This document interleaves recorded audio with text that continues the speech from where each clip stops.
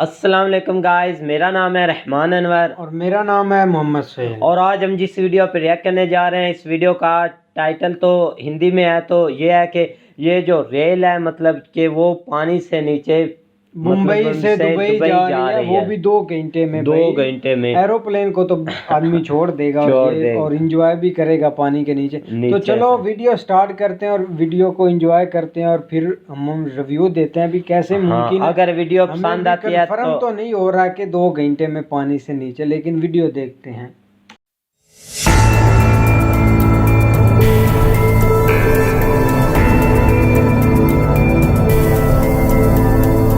समुद्र के नीचे सड़क, मुंबई से दुबई सिर्फ 2 घंटे में। दोस्तों, क्या आपने कभी सोचा है कि आप इंडिया से दुबई बिना फ्लाइट के सफर करेंगे या फिर रेल से सफर करेंगे? शायद ही कभी किसी के मन में ऐसा ख्याल आया होगा, लेकिन जैसे जैसे टेक्नोलॉजी एडवांस हो रही है वैसे वैसे हम नए मकाम हासिल कर पा रहे हैं।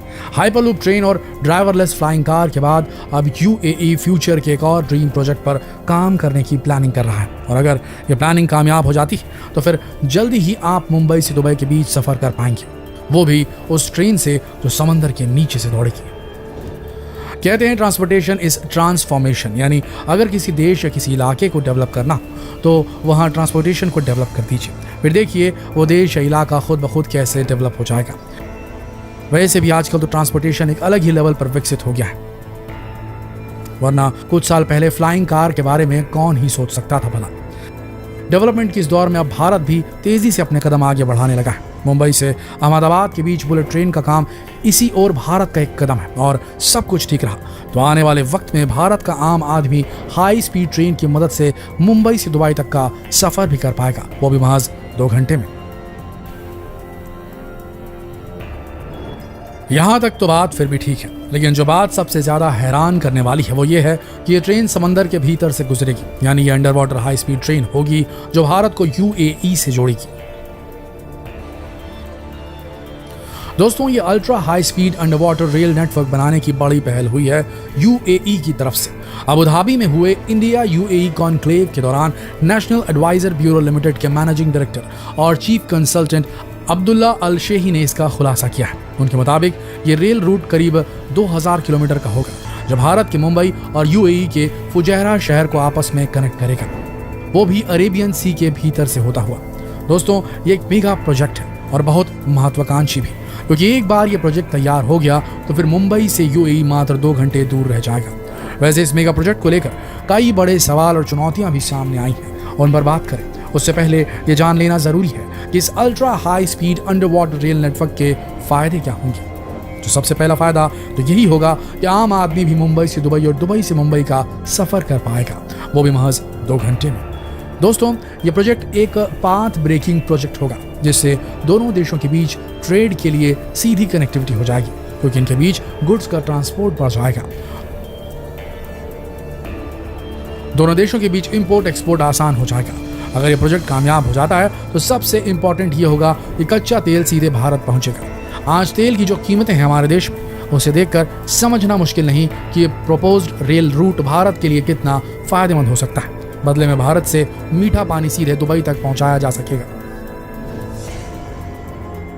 आज दुबई अपने पीने के पानी की जरूरतों को पूरा करने के लिए खारे पानी को मीठे पानी में बदलता है या फिर क्लाउड सीडिंग की मदद लेता है।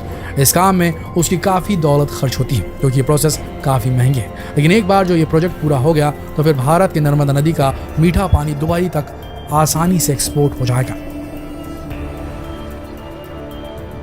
यानी भारत को यहाँ कम कीमत पर कच्चा तेल मिल जाएगा, वहीं दुबई को कम कीमत पर पीने का पानी नसीब हो जाएगा।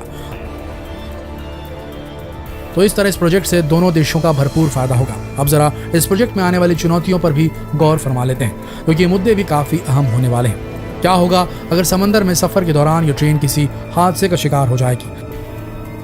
तब कैसे समंदर के भीतर लोगों तक मदद पहुंचाई जाएगी? क्या होगा अगर कोई प्राकृतिक आपदा आ जाए, यानी अगर सुनामी आ गई, फिर कैसे पानी के भीतर इस हाई स्पीड ट्रेन के मुसाफिरों को रेस्क्यू किया जा सकेगा? इन सवालों का जवाब तलाशना भी बेहद जरूरी हो जाता है। एक्सपर्ट्स मानते हैं कि 2000 किलोमीटर लंबे इस रेल रूट में दोनों देश बीच बीच में अपने चेक पॉइंट्स बना सकते हैं ताकि अगर कोई हादसा हो जाए तो तुरंत ही लोगों तक मदद पहुंचाई जा सके। दूसरा ऑप्शन ये भी सुझाया गया है कि शुरुआत में कुछ सालों तक दोनों देशों के बीच इस रूट का इस्तेमाल सिर्फ गुड्स ट्रेनों के लिए किया जाएगा, ना कि किसी पैसेंजर ट्रेन के लिए। एक बार जब इस नतीजे पर पहुंच जाएं कि इस रूट पर ट्रैवल करना ठीक है, तब जाकर प्रॉपर टेस्टिंग के बाद इसे पैसेंजर ट्रेनों के लिए खोला जाएगा।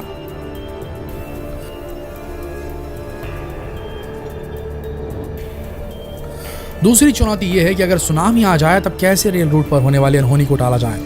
एक्सपर्ट्स ने इस सवाल का भी जवाब दिया है, जिनके मुताबिक दोनों देशों को साथ मिलकर समंदर के बड़े हिस्से में एक अलार्म सिस्टम डेवलप करना पड़ेगा ताकि सुनामी जैसी प्राकृतिक आपदा की भनक लगते ही इस अंडर वाटर रेल रूट को तुरंत सस्पेंड किया जा सके, या फिर आज की हाईटेक टेक्नोलॉजी की मदद से इस रेल रूट को इतना एडवांस्ड और मजबूत बना दिया जाए जो इस किस्म की आपदा को झेलने में सक्षम हो। वैसे भी दोस्तों, आज के ज़माने की हाईली एडवांस इंजीनियरिंग टेक्नोलॉजीज को देखते हुए ये सब इतना मुश्किल भी नहीं है। ऐसा नहीं है कि इस तरह के किसी अंडर वाटर रेल प्रोजेक्ट की बात पहली बार हो रही है। आपको बता दें, मुंबई से अहमदाबाद के बीच जो बुलेट ट्रेन का काम चल रहा है, उस रूट का भी एक हिस्सा समंदर के भीतर से गुजरने वाला है, जिस पर फिलहाल काम भी चल रहा है। वहीं चीन भी अपने देश को अमेरिका से जोड़ने के लिए एक रेल नेटवर्क पर काम करने की प्लानिंग कर रहा है, जिसका बड़ा हिस्सा समंदर के भीतर से गुजरने वाला है। चीन के मुताबिक ये रेल रूट रूस और कनाडा से होते हुए अमेरिका तक जाएगा।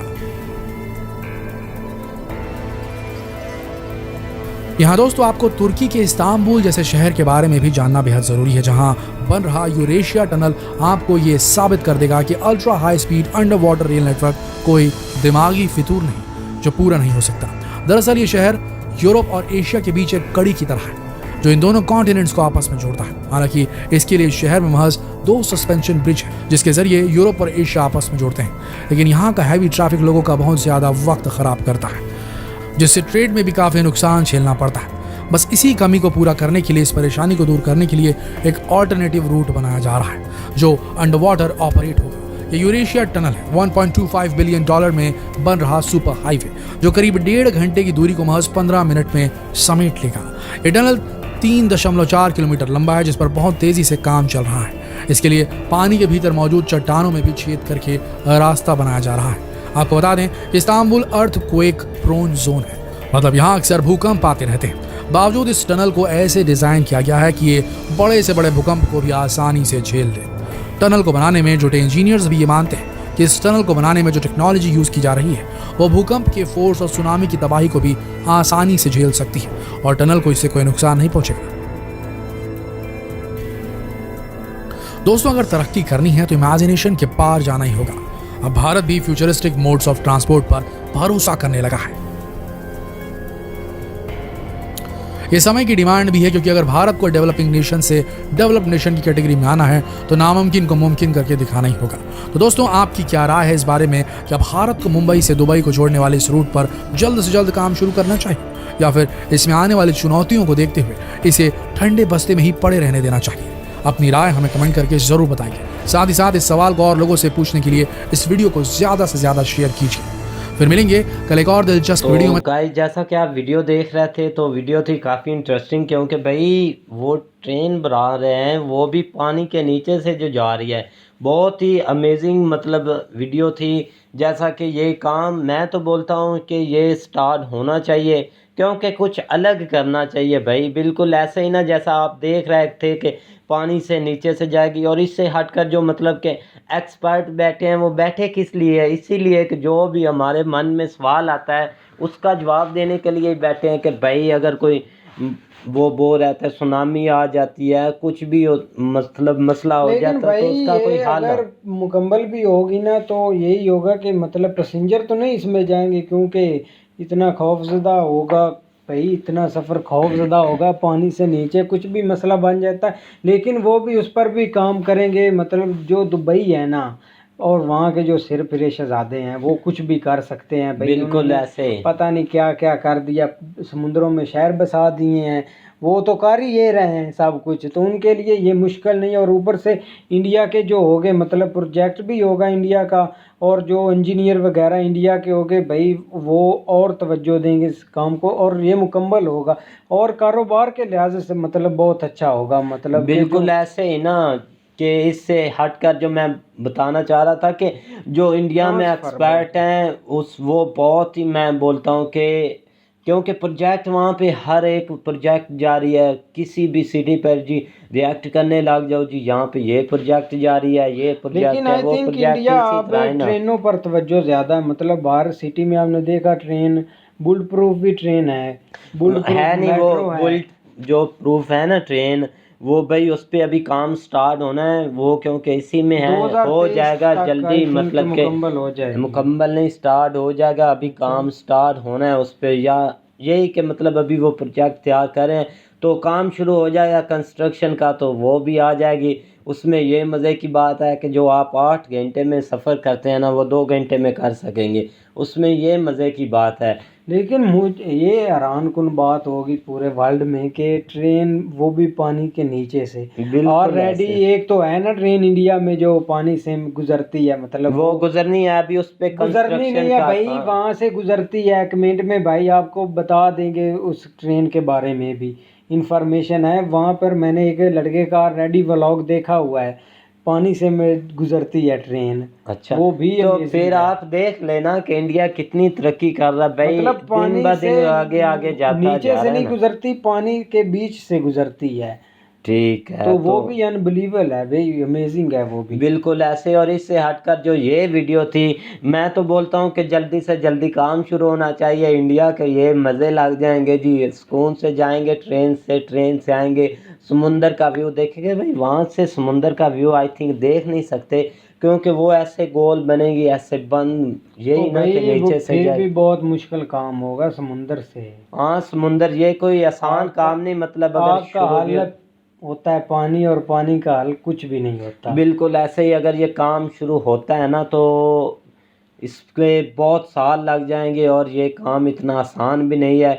वैसे होना चाहिए शुरू दुबई के साथ इनके ताल्लुकात पहले पे ही बेस्ट हैं, मतलब कि जो अभी तो बेस्ट चल रहे हैं, यहाँ पे कुछ और बातें सुनाई जा रही हैं, वहाँ पे कुछ और सुनाते जा रहे हैं।